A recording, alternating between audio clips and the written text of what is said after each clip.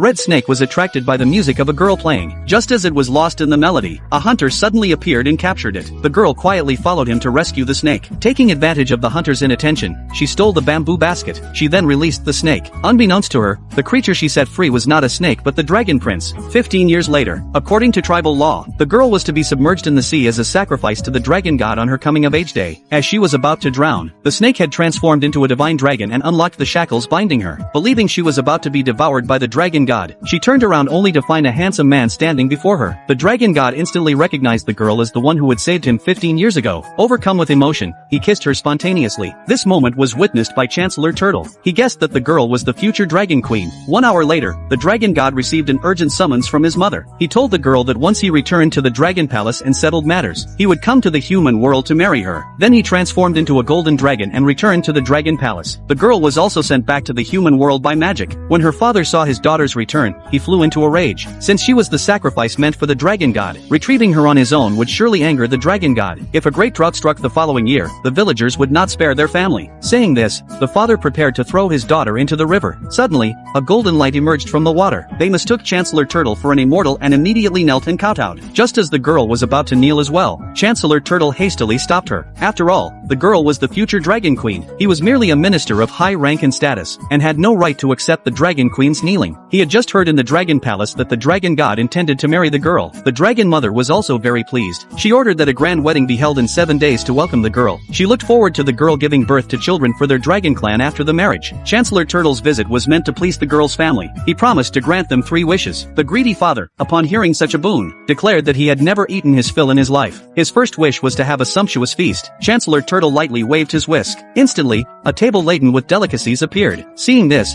they devoured the food greedily. The girl had barely eaten a few bites before her father finished it all. Then the father made his second wish. He desired countless treasures of gold and silver. No sooner had he spoken than the ground was strewn with various rare and exotic valuables. The father had never seen so much wealth in his life. Seeing that an immortal truly could fulfill his every desire, he made his third wish, to become an emperor. Although Chancellor Turtle could only perform 3 miracles in the human world, the father thought that pleasing the dragon queen would secure him a place among the immortals. He then cast his final spell. With an even more dazzling golden light, in the blink of an eye, the girl's father became the emperor of the human world. As emperor, the father became instantly arrogant. He not only took 2 beautiful women as his concubines, but also ennobled his 2 younger brothers as chancellor in general. With such beautiful concubines, he reasoned that he could have as many children as he wanted in the future. Thus, he heartlessly expelled his wife and daughter from the palace. Chancellor Turtle was infuriated by this scene. He wanted to cast a spell to stop him, but discovered that his magical power had been exhausted. At that moment, a golden light burst forth from the girl's belly, and it rapidly swelled before everyone's eyes. As her belly grew, thunder and lightning flashed and a fierce wind howled. The next moment, everyone watched in shock as the girl gave birth to an egg. All believed it to be the work of a demon. Only Chancellor Turtle knew that it was the dragon god's child, and that from birth it possessed the power to destroy heaven and earth. In an instant, the entire dragon palace shook and trembled. The dragon mother also sensed the aura of a dragon child's birth.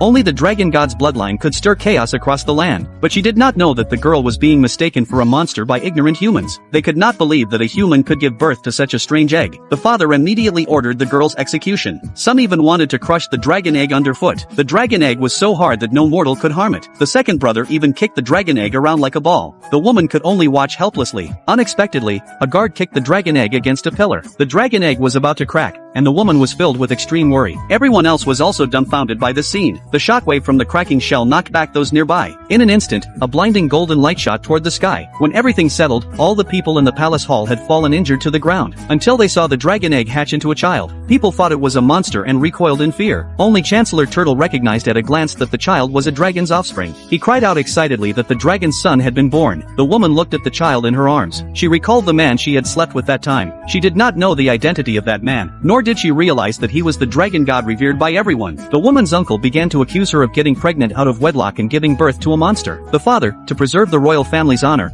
ordered the monster to be killed. Chancellor Turtle hurried forward to intervene. He declared that the child was the dragon's son and must not be harmed. Hearing this, the emperor laughed heartily. He thought Chancellor Turtle was joking, so he ordered the guards to drive him out. Chancellor Turtle angrily rebuked the emperor, saying that he would bring divine punishment. To everyone's surprise, the emperor did not believe in divine retribution. He even knocked the turtle minister to the ground. He seemed to forget that it was Chancellor Turtle who had bestowed his imperial status. He commanded the guards to drag Chancellor Turtle away. Enraged, Chancellor Turtle cursed that that the Emperor would be struck by lightning. But in the next moment, it was Chancellor Turtle who was struck by lightning. Witnessing this, everyone firmly believed the Emperor was the chosen one and immune to divine wrath. The ministers also knelt and shouted, "Long live the Emperor." This only made the Emperor even more arrogant. He ordered the guards to throw the woman and her newborn child into the river. Chancellor Turtle rose to intervene. He proclaimed that the woman was the dragon god's wife. At these words, everyone was astonished. At this moment, the woman remembered the man who had lain with her that day. Yet she still dared not be sure that her husband was the dragon god. The Emperor declared that the dragon god was the supreme being. If the woman truly was the dragon god's wife,